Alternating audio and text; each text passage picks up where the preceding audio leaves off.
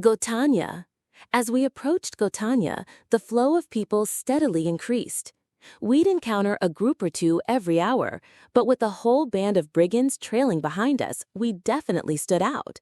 Some people even went out of their way to ask if we were bandits. When we said yes, they'd congratulate us, saying, "Well done." Beck and Thor were up on the driver's seat, while Clelia, Thalas, and I sat atop the cargo. Clelia, alone, sat at the very back, keeping an eye on the bandits. Having some free time, I decided to ask Thalas about something that had been on my mind. He told me that Gotanya was a large city with a population of around 20,000, thriving as a trade hub for the Belta Kingdom. "Do we need any special permits to enter the city?" I asked. "Aren't you part of any guild, Alan?" Thalas responded. I knew about guilds from Beck and Thor. They were organizations where adventurers and merchants registered. There were adventurer guilds, merchant guilds, and apparently many others. Beck and Thor, for instance, were members of the Merchant Guild. "No, I'm not," I replied. "If you were in a guild, your guild card would serve as identification. Since you're not, I imagine you'll have to pay a deposit to get a temporary certificate." "How much would a deposit be?" "Oh, it's just 1 silver coin per person, and you'll get it back later if you join a guild and show them your guild card." That's surprisingly accommodating, I thought. "Does it cost money to join a guild?" "Yes, for you, Alan, it would probably be the Adventurers Guild, right? I seem to recall it costs 5 silver coins." It looked like entering the city wouldn't be a problem. "How much does it cost to stay a night at an inn in the city?" "The price varies a lot depending on the inn. A cheap inn might be 4 large copper coins, a regular inn from 1 silver coin, and a high-class inn from 5 silver coins." "Are there any inns with baths?" "High-class inns usually have baths, but regular inns probably won't." I was starting to get a sense of the prices. 5 silver coins for a room with a bath. Even with just 1 gold coin, I could stay for 20 days. Clelia and I should be fine for a while. "Would you perhaps consider coming to my mansion tonight? All of you, of course." "Huh? But..." "Please, all of you are my saviors, and you avenged my employees and the adventurers. At the very least, I'd like to express my gratitude, even if it's just for tonight." After such a heartfelt plea, it would be rude to refuse. "All right, thank you for your hospitality." "Thank you. We have a bath, and you can certainly look forward to the food." "Yes, that's fantastic news." "Beck, we're staying at Thalas's place tonight. He says it's a feast." "All right." Beck and Thor cheered together. Around 4 in the afternoon, the city of Gotanya came into view. The entire city was surrounded by a wall about 10 meters high. I zoomed in. It looked like the wall was made of stacked reddish-brown bricks. There was one massive gate with 2 carriages waiting to enter. It was indeed a huge city. We reached the city gate in about 20 minutes. The group that had been waiting seemed to have cleared out. 2 men in leather armor-like gear carrying spears approached us. These must be the guards. The 3 of us who had been sitting on the cargo dismounted to meet them. "Whoa, that's a lot of people. These are bandits, right? Did you capture them all yourselves?" "Hello, Captain Roman. Is that you, Thalas? My apologies, I didn't recognize you. Why are you in such a carriage?" "My merchant caravan was attacked by these brigands behind us. My Timo and 5 adventurers were killed. I was likely kept alive for ransom when these kind people rescued me." "What? That's terrible luck. Please come rest a bit at the guard station. Oh, and your young man, Thalas, has been waiting at the gate every day for the past 3 days." As we walked towards the gate, a boy of about 13 years old came running. Master, are you safe? Oh, thank goodness."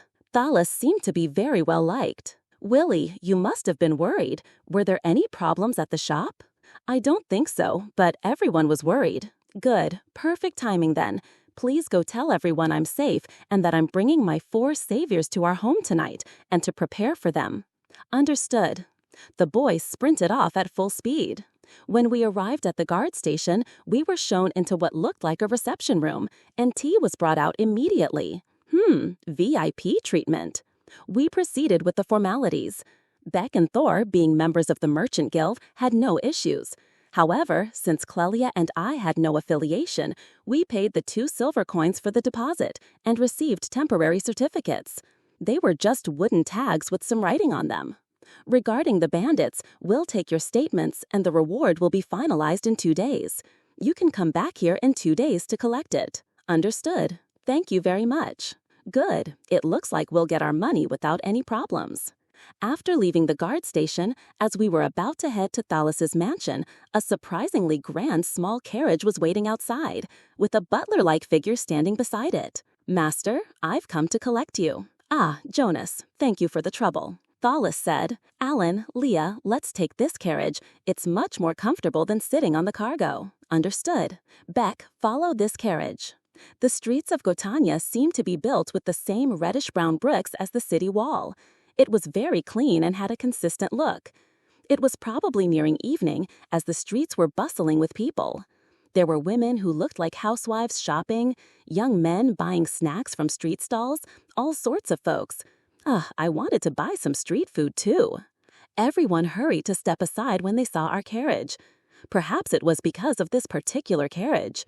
From the guard's attitude, Thalas was clearly a very influential person in this city. I had to be grateful for the good fortune of being able to gain such an influential person's favor. Even if we ran into trouble in this city, the Laius would surely lend us a hand. After driving for a while, the city's atmosphere changed dramatically, becoming a quiet residential area. The carriage stopped in front of a particularly large building. A line of people who seemed to be employees stood waiting. The Laius stepped out of the carriage. "Welcome home, master," they chorused. "Yes, you must have all been worried," the Laius replied. Some of the employees were even teary-eyed. He must be incredibly well-loved. Beck, Thor, and I also got out of the carriage. We felt incredibly out of place. "Everyone, these are the people who saved my life. This is Alan, Leah, Beck, and Thor. Please take good care of them." "Yes, sir," they responded. "Everyone, please come inside." Jonas, the butler-like man, guided us. "How about everyone takes a bath first?" the Laius suggested. "Understood. Please come this way." Jonas led the way. "All right, Leah, why don't you go first?" I offered, thinking of ladies first. "No, there are other bathhouses available," Jonas said. "Leah, please come this way." A young female employee appeared and escorted Leah away. The Laius had also gone somewhere. Just how many baths does this place have? Amazing. "This is the bathhouse. Excuse me, but do you know how to use it? You wash your body thoroughly before getting in, right? I once saw a documentary called All About Hot Springs on Holobit back on Earth. Baths should be similar." "That's right. My apologies. Please take your time." Inside, there was a changing room, and beyond that, I could see a wooden bath big enough for 10 people and something like a washing area. "Alan, this is our first time in a bath." Beck and Thor seemed nervous. "Don't worry, you just wash your body and soak in the hot water." It felt good to be able to properly wash my body after so long. We stripped in the changing room and headed to the bathhouse. Beck and Thor hurriedly undressed and followed. First, you scoop hot water with this bucket and pour it over your body. Then, scoop more water. "Ah, this is it. This cloth for washing your body. Oh, this was something that could serve as a substitute for body soap. I forgot its name, but I'd seen it in the documentary. Wet this cloth, rub this stone-like thing on it, and make a lather." Beck and Thor frantically mimicked my actions. "Once it lathers, just use this cloth to wash your body thoroughly. You can use this stone to lather and wash your hair too." For a while, we were engrossed in washing ourselves. Beck and Thor were also laughing and having fun. It felt like my body was clean for the first time in ages. When you're done washing, rinse all the soap off your body with hot water. I poured hot water over my head, washing away the bubbles. After that, you just soak in the bath. I slowly eased into the hot water. The temperature was just right. Ah, this is nice. A quick rinse with cold water just doesn't compare. "Alan, baths are great, aren't they?" Thor nodded in agreement. "Yeah, they're the best." I savored the warm water.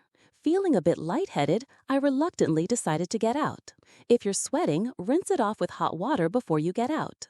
I poured hot water over my head, washing away the sweat. Beck and Thor copied me.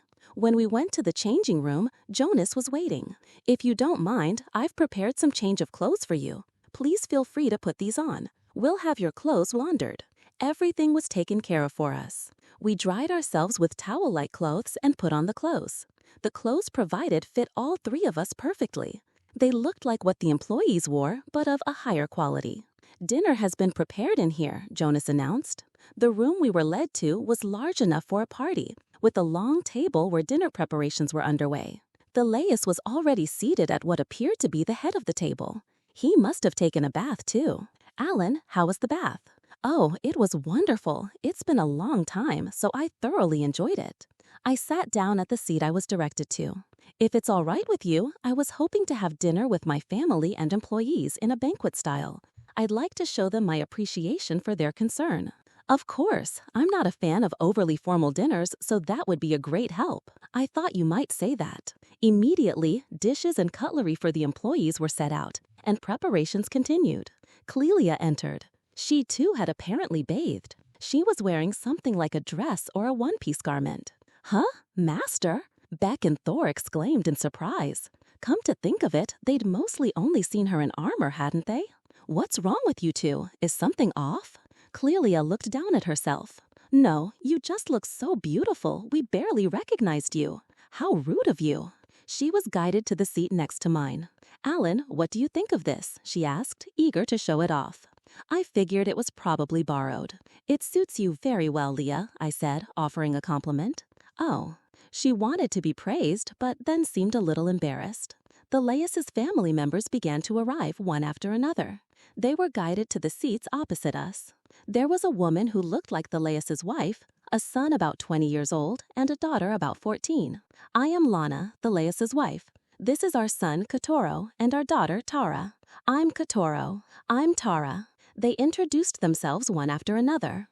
"I'm Alan, and this is Leah, Beck, and Thor." Leah gave a rather elegant bow. Seeing her, Beck and Thor also bowed their heads. "Thank you so much for saving my husband this time. If Alan hadn't helped him, he surely would have been killed." "Oh, please don't mention it. I just did what anyone would." "All right, introductions are done. Let's get started then." Other employees also began to take their seats. It seemed to be time for a toast. Wine was poured. "Tonight, let's be informal and have a good time. To the miraculous encounter with Alan and his companions, cheers!" "Cheers," everyone echoed. Various dishes were brought out one after another. They were all large platters, just like in the village, allowing us to take what we liked. I watched those around me to confirm the etiquette, then began taking food. It was convenient to have plenty of plates. There were several kinds of meat dishes, egg dishes, salads, bread, everything. Beck and Thorn were initially frozen, but then they copied us and started taking food. Leah, instead of her usual ravenous eating style, was eating politely but at a fast pace. In no time, she had consumed quite a lot. Every dish was delicious. They were exquisite, truly. You could tell they were classic dishes, prepared with care. After eating only salt and pepper for so long, this tasted incredibly good. I'd have to ask about seasonings tomorrow. Talus also seemed to be quite hungry and ate a good amount. Indeed, he hadn't eaten anything since his rescue. Phew, I'm satisfied now. Clelia, Beck, and Thor were still eating, but I didn't mind. I'd just slowly enjoy my wine. "Alan, how do you find the food?" Talus asked. "Every single dish is exquisite. I thoroughly enjoyed it. Cooking is a hobby of mine, and I was wondering if you could tell me a little about seasonings tomorrow." "Of course. We're a general goods merchant after all. We have literally plenty to sell you." "Thank you very much." "Oh, a man who enjoys cooking. How unusual. What kind of dishes do you make?" Talus' wife asked. "I make all sorts of things. Recently, with limited seasonings and ingredients, I've mostly only made meat dishes. But back in my home country, I also made sweets." "Oh, sweets, how wonderful. If you could, would you be able to make something for us tomorrow?"